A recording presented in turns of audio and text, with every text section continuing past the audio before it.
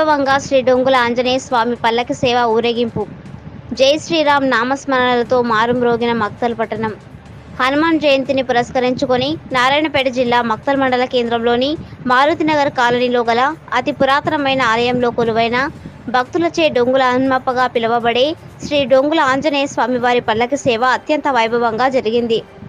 శ్రీ డొంగుల ఆంజనేయ స్వామి ఉత్సవాల సందర్భంగా అర్చకులు తెల్లవారుజామున ఆంజనేయ స్వామి వారికి ప్రత్యేక అభిషేకాలతో పాటు అలంకరణ చేసి పూజలు నిర్వహించారు. ఈ సందర్భంగా స్థానిక శ్రీ పడమటి ఆంజనేయ స్వామి దేవాలయం నుండి స్వామివారి ఉత్సవ మూర్తులను పల్లకిలో ఉంచి చిన్నారులు హారతులతో భక్తుల భజన కీర్తనల మధ్య కాషాయ జెండాలు చేతపట్టి జై శ్రీరామ్ అంటూ పట్టణ పురవీధుల గుండా పల్లకి సేవ ఊరేగింపుగా ఆలయం వద్దకు చేరుకుంది.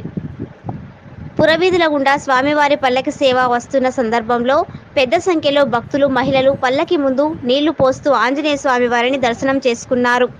ఆలయం వద్దకు శ్రీ డొంగుల ఆంజనేయ స్వామి వారు చేరుకున్న తర్వాత అర్చకులు పూజలు నిర్వహించి మహామంగళహారతి ఇవ్వడం జరిగింది.